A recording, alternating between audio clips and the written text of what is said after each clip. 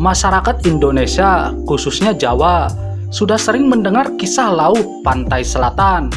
Kadang pembicaraan pantai selatan akan berkaitan dengan mitos Ratu Laut Selatan.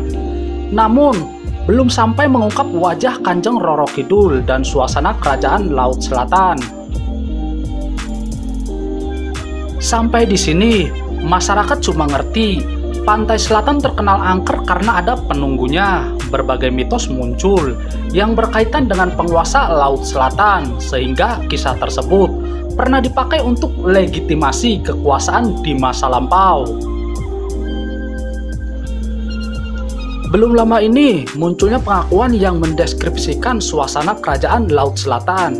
Seorang indigo asal Jawa Timur yang mengaku telah mendapatkan kepercayaan dari Ratu Laut Selatan dengan diberikan pusaka keris Nogososro. Pusaka ini menandakan sang indigo bersama 3 temannya yang juga indigo merupakan orang yang dipercaya Ratu Laut Kidul. Sang indigo tersebut mengungkapkan kondisi kerajaan gaib tersebut. Sang indigo menceritakan kepada temannya suasana kerajaan Laut Selatan dan mengaku telah diizinkan penguasa laut tersebut untuk dibeberkan ke publik. Ternyata, menurut teman sang indigo tersebut, suasana kerajaan Laut Selatan tak sesederhana yang dibayangkan orang-orang. Pintu gerbang kerajaan ini aslinya ada di sepanjang pantai di pesisir selatan Pulau Jawa. Hanya saja gerbang utama kerajaan ada di sepanjang pantai Parangtritis. Gerbang utama membentang selebar itu, sedangkan gerbang-gerbang lain yang ada di pantai lain selain Parangtritis dan Parangkusumo merupakan gerbang-gerbang kecil dan alternatif. Namun saya tegaskan bahwa tidak setiap orang mampu melihat gerbang utama secara utuh, tergantung kemampuan yang dimiliki. Terkadang ada orang yang hanya mampu melihat gerbang kecil di bagian timur pantai Parangtritis atau di bagian pojok barat saja. Semua sangat subjektif karena dunia gaib memang sangat berbeda. Saat memasuki gerbang utama, sang indigo mengatakan di kanan kiri gerbang dijaga sang naga besar.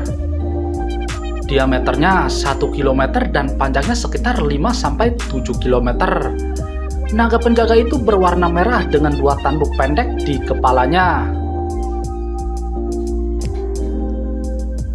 Naganya tidak mirip dengan naga yang biasa dipertunjukkan saat perayaan Imlek, tetapi bentuk kepala naga tersebut berbentuk lebih runcing, tanduknya pun hanya ada 2 dan tidak bercabang seperti rusa. Di punggungnya terdapat duri-duri tajam yang berdekatan, hampir seperti duri di punggung ikan.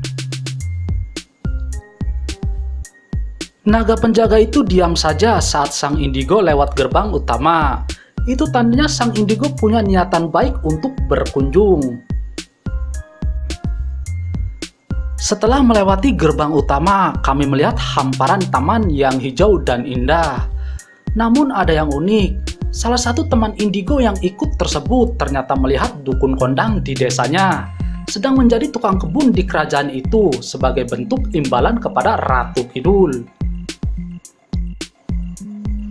Setelah berjalan cukup jauh, keempat indigo tersebut menemukan gapura yang lebih kecil dari gerbang utama dan berhalaman sangat luas.